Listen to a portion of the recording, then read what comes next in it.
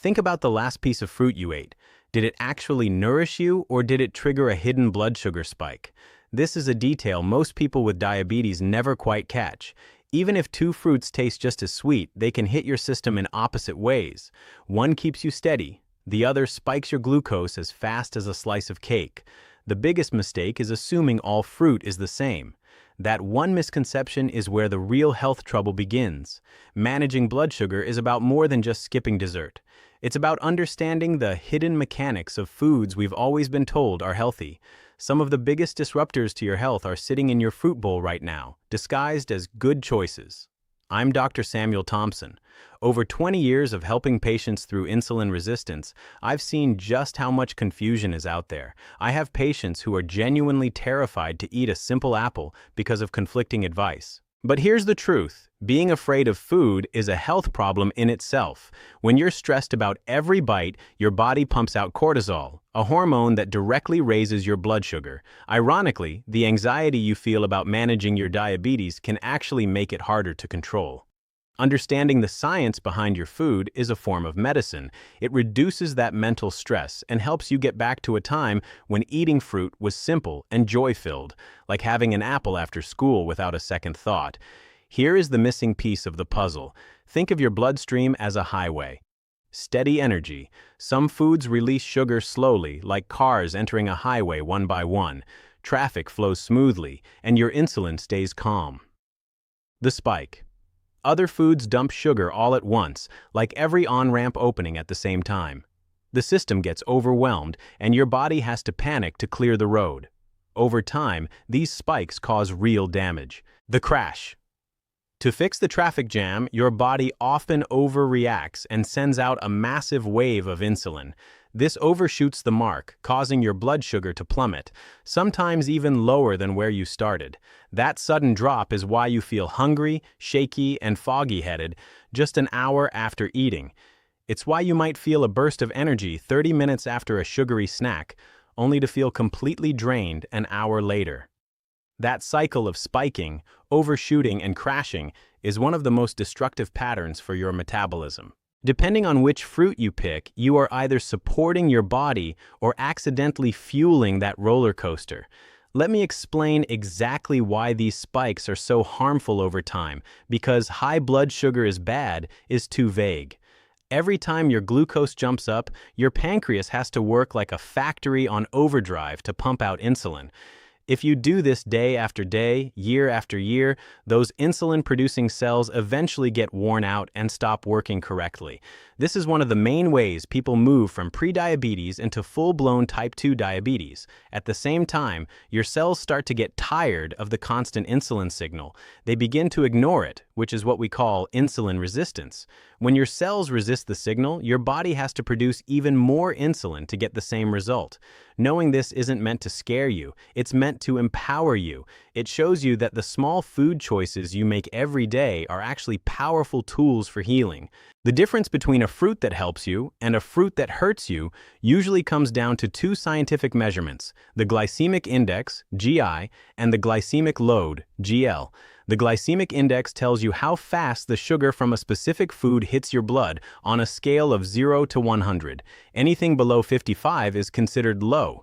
However, the GI doesn't tell the whole story. The glycemic load is much more important because it factors in the actual amount of carbs in a real-life serving. For example, watermelon has a very high GI. Its sugar moves fast. But since a small piece of watermelon is mostly water, the total amount of sugar is low, giving it a modest glycemic load. But if you eat a giant bowl of it, that load climbs quickly. This is why portion size and context are everything. The research backs this up. Major studies, like one from Harvard that followed 180,000 people for 20 years, found that eating whole fruits is linked to better health and lower risks of diabetes complications. However, fruit juice, even the 100% natural kind, did not offer the same protection. The difference is the fiber. When you take the fiber away, a piece of fruit acts just like a soda in your body. but when you keep the fiber intact, it acts like a slow-release energy source. Fiber also feeds the good bacteria in your gut, which helps improve your insulin sensitivity over time. So, eating high-fiber fruit isn't just a temporary fix, it's a long-term investment in your health. There is one more layer of science you should know. Fruit contains different types of sugar: glucose, fructose, and sucrose. Glucose enters your blood directly and raises your sugar levels quickly. Fructose is processed by your liver. It doesn't spike your blood sugar as fast, but eating too much of it can lead to a fatty liver and more insulin resistance over time. Every fruit has a different blend of these sugars, which is why two fruits with the same calories can affect you so differently. Now, we are going to look at 10 fruits that are excellent for keeping your sugar stable, and 5 fruits that you need to be very careful with. Pay special attention to fruit number 2 on the safe list, because it is one of the most powerful tools for your health, yet most people skip right past it in the grocery store. Before we start, I'd love to know where you are joining us from today. Please drop your country in the comments. It's amazing to see people from all over the world taking charge of their health. Also, if you want a deeper dive into the daily habits that fight inflammation and protect your heart, I've linked my longevity nutrition guide in the description. Let's get into the list. Number 10 on our list is the plum. Plums are frequently ignored, but they are fantastic for blood sugar management. They have a very low glycemic index, usually between 24 and 35. This means the sugar they contain enters your system like a slow, steady trickle. But plums have a secret weapon: chlorogenic acids. These are special plant compounds that actually slow down the way your small intestine absorbs sugar. They basically get in the way of the enzymes that break down carbs, meaning less sugar reaches your blood with every bite you take. Interestingly, these same beneficial acids are found in coffee, which is one reason why coffee drinkers often have a lower risk of diabetes. Plums also contain a natural sugar alcohol called sorbitol, which your body absorbs much slower than regular sugar. This helps give the plum its sweet taste without the sharp sugar spike. By choosing fresh plums, you are also supporting your liver, which is the organ responsible for keeping your glucose levels in check. Just be careful. Stay away from the dried version, known as prunes. Drying a plum removes the water and concentrates the sugar. A fresh plum has about 7 grams of sugar, while a few prunes can have 30 grams. Always go for the fresh, whole fruit with the skin on. Coming in at number 9 are pears. The reason pears are so effective for people with diabetes is their incredible fiber content. A single medium-sized pear packs about 5 or 6 grams of fiber, which is much higher than most other fruits. Most of this fiber is a type called pectin, found mostly in and just under the skin. When pectin hits the water in your stomach, it turns into a thick gel. This gel creates a physical barrier that slows down your digestion, ensuring that sugar is released slowly and steadily. Pears also provide prebiotic fiber, which feeds the healthy bacteria in your gut. As I mentioned before, a healthy gut means better insulin sensitivity.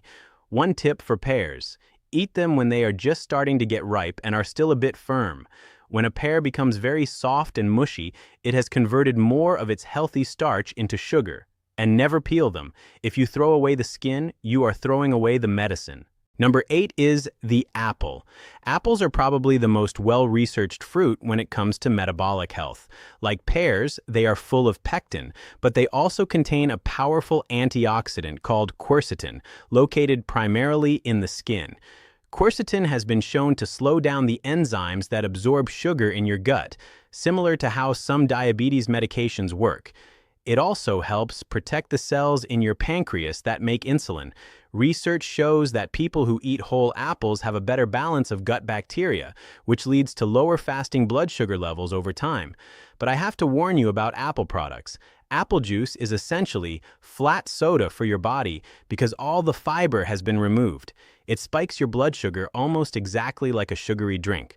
Always choose the whole apple, flesh, skin, and all. At number 7, we have passion fruit. This exotic fruit has a very low glycemic index of around 30 and is packed with an incredible amount of fiber for its size. Just one small passion fruit can give you 2 grams of fiber. It also contains a compound called pisiatanol, which early studies suggest might actually help your body use insulin more effectively. But there is another reason I love passion fruit for my patients. It helps you sleep. It contains compounds that act as mild natural sedatives. Why does this matter for your blood sugar? Because even one single night of bad sleep can make your blood sugar levels significantly higher the next morning. When you don't sleep well, your body becomes about 20% more resistant to insulin for the entire next day. Lack of sleep also makes you hungrier and gives you more cravings for junk food. A fruit that helps you sleep while also managing your sugar is a double win for your health. Number 6 is the whole orange. Oranges often get a bad reputation because people confuse them with orange juice. They are not the same thing. A whole orange has a GI of about 40 to 43. It contains natural sugar, but that sugar is trapped inside a package of fiber, water, and plant compounds like hesperidin. These compounds actually help your blood vessels stay healthy, which is vital since diabetes can damage your arteries over time. Most people try to peel away all the white, stringy bits, the pith, but you should actually leave some on. That white part is where the highest concentration of fiber and medicine lives. Orange juice, on the other hand, is a disaster for blood sugar. One glass of juice contains the sugar of 4 oranges but 0 fiber. It hits your blood like a lightning bolt. Always eat the fruit, never drink the juice. Before we move into the top 5, I want to share a quick tip about when you eat. Your body is actually more sensitive to insulin in the morning and early afternoon. As the sun goes down, your body's ability to handle sugar decreases. This means that eating an orange at 9 a.m. is much easier for your body to handle than eating that same orange at 9 p.m. If you are managing your sugar, try to eat your fruit earlier in the day. Also, even a 10-minute walk after eating fruit can significantly lower your glucose response because your muscles will burn that sugar for energy immediately. Number 5 is the kiwi. Kiwis are a secret weapon for people with diabetes. They have a moderate GI, but they contain a compound called inositol. This substance helps your cells respond to insulin signal more effectively. Many people with insulin resistance are actually low in inositol, so eating kiwi is a natural way to fix that. Kiwis are also a massive source of vitamin C, even more than oranges. This is important because high blood sugar creates a lot of stress inside your cells, and vitamin C is a powerful protector against that damage. Plus, kiwis contain a special enzyme that helps you digest protein more efficiently. When you digest your meal better, everything moves through your system at a more controlled pace, leading to a much smoother blood sugar curve. Number 4 is the grapefruit. Grapefruit has a very low GI of 25 and is nearly 90% water. It contains a unique compound called naringenin, which tells your liver to process fat more efficiently and improves your insulin sensitivity. It works on some of the same pathways as certain cholesterol-lowering medications. However, I have a very serious warning about grapefruit. It contains chemicals that can block the enzymes your body uses to process many common medications. This can cause your blood pressure, cholesterol, or heart medications to build up to dangerous levels in your blood. If you are taking any prescription drugs, you must check with your doctor before you start eating grapefruit regularly. If it's safe for you, it's a wonderful tool for weight management and sugar control. Coming in at number 3 is the berry family. Strawberries, blueberries, raspberries, and blackberries are the gold standard for metabolic health. They contain anthocyanins, which are the pigments that give them their dark colors. These pigments have been proven in clinical trials to make your cells more sensitive to insulin. Berries are also incredible for your heart. Since diabetes increases your risk of heart disease, eating berries is like giving your arteries a protective shield against inflammation. And here is a pro tip. Frozen berries are just as good as fresh ones. In fact, they are often picked at the peak of ripeness and frozen immediately, meaning they might have more antioxidants than fresh berries that have been sitting on a truck for a week. Raspberries are especially great because they have more fiber than almost any other fruit. Number 2 is the fruit I mentioned at the beginning, fresh cherries. Cherries have one of the lowest glycemic indexes of any fruit on the planet, typically between 20 and 25. This is the perfect example of why sweetness doesn't equal sugar spike. Cherries taste like candy, but they release their sugar so slowly that they barely nudge your blood sugar levels. They are packed with antioxidants that reduce inflammation in your joints and your blood vessels. Tart cherries even contain natural melatonin, which helps you get that deep, restorative sleep that is so essential for healing your metabolism. Just make sure you are eating real, fresh, or frozen cherries. Those bright red maraschino cherries you find in jars are preserved in sugar syrup and are basically poison for your blood sugar. And finally, the number one fruit for blood sugar is the avocado. Yes, botanically speaking, an avocado is a fruit. It takes the top spot because it works unlike any other fruit. It contains almost zero sugar. Instead, it is loaded with healthy monounsaturated fats and a huge amount of fiber. Half an avocado has about 6 or 7 grams of fiber.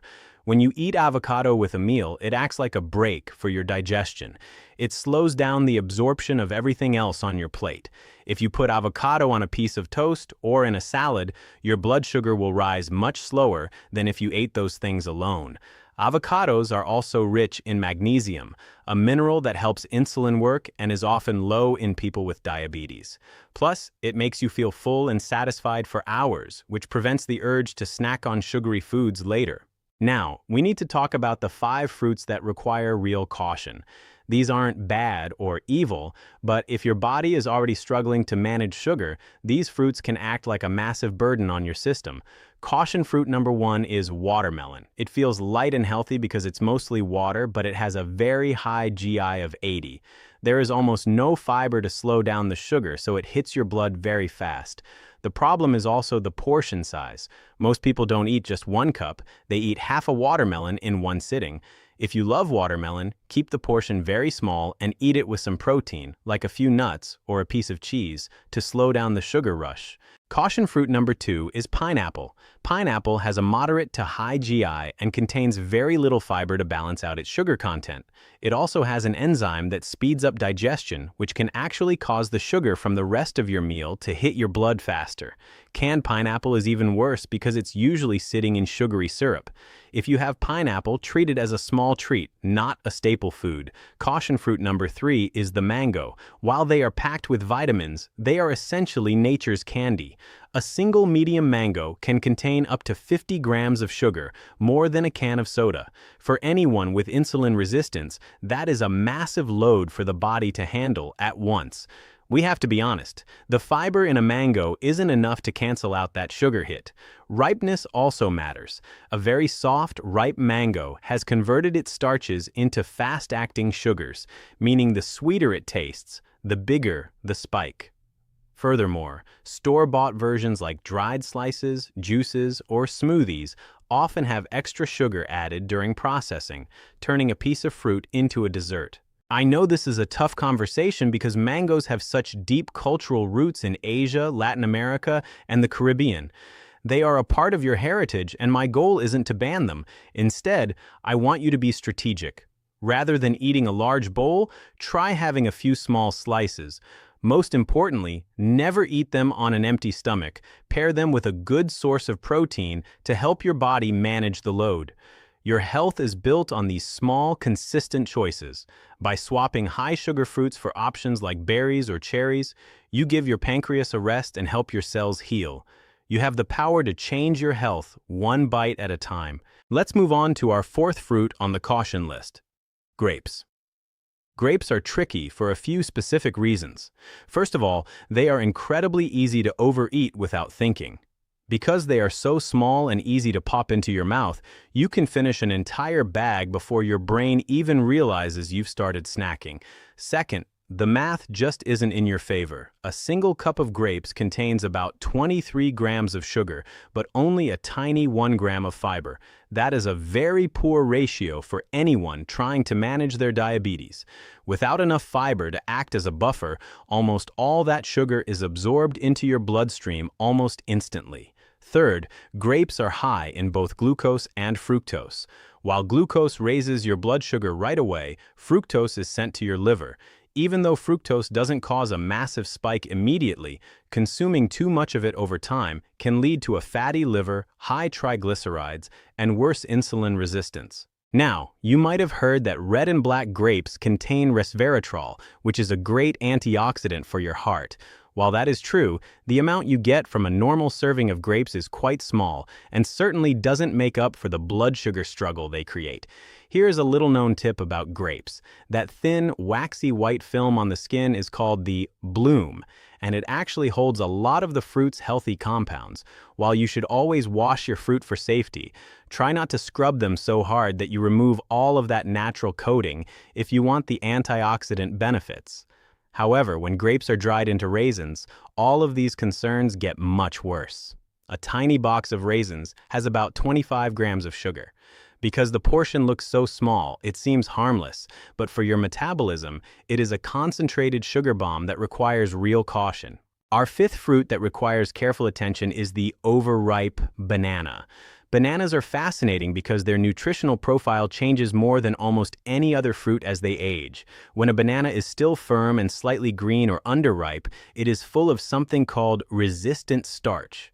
This is a special kind of carbohydrate that your small intestine can't actually digest, so it doesn't raise your blood sugar much at all. Instead, it travels down to your large intestine where it feeds your good gut bacteria. These bacteria then produce healthy fats that actually help your body become more sensitive to insulin. At this green stage, a banana's glycemic index is quite low, usually between 42 and 48.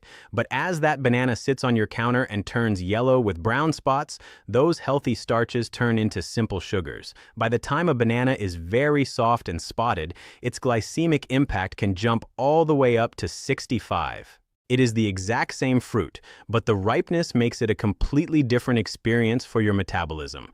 I also want to share a secret about bananas that most people don't know. Temperature matters. If you peel a banana and chill it in the fridge before eating it, you actually change the structure of the starch inside. Cold temperatures create retrograded starch, which is another form of healthy resistant starch. It is the same reason why cold leftover rice is actually better for your blood sugar than hot, freshly cooked rice. If you take a slightly underripe banana and eat it cold, the impact on your glucose will be much lower than eating a warm, mushy one. It's a small change, but these little details really add up over time. Remember, bananas are a great source of potassium, which your body needs to release insulin properly.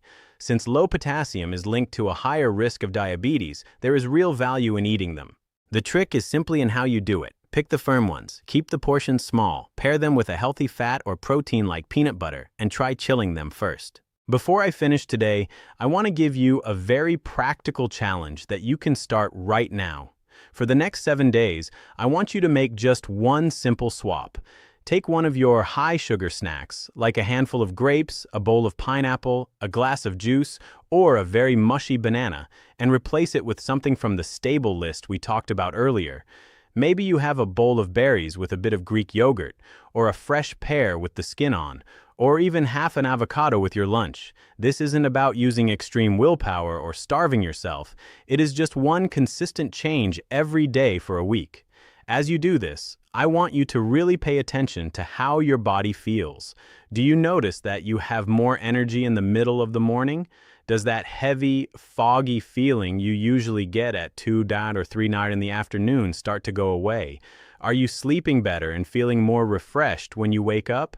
These aren't just imaginary benefits. This is what it feels like when your blood sugar is finally stable. When you stop the cycle of sugar spikes and crashes, a new kind of steady energy takes over. You'll find you aren't desperately hungry between meals, your thinking becomes clearer, and even your mood stays more balanced. This happens because your brain chemistry is directly tied to your blood sugar levels. When your glucose is stable, the chemicals in your brain that keep you calm and focused can do their jobs properly. In my years as a doctor, I've found that once patients actually feel this difference for themselves, they become much more motivated to keep going. The biggest lesson I want you to take home today is that managing your blood sugar is not about living a life of restriction or being afraid of food. It isn't about doing complicated math for every meal. It is simply about learning how your body works and making choices that support your internal systems instead of fighting against them. The patients who see the most success aren't necessarily the ones with the most willpower. They are the ones who took the time to understand the why behind the choices. They stopped looking at their diet as a list of annoying rules and started looking at it as a way to influence their own health. Following rules feels like a burden, but understanding the mechanism feels like having a superpower. Fruit is not your enemy. Confusion is. My goal is to give you honest, clear information so that you can feel calm and confident every time you sit down to eat. You aren't fighting a war with your body, you are learning its language. Once you speak that language, everything becomes easier. If you found this explanation helpful, please subscribe so you don't miss our weekly deep dives into metabolic health and longevity. We go beyond the basic advice to give you the real research and practical tools you need. Thank you so much for spending this time with me, and I look forward to seeing you in the next video.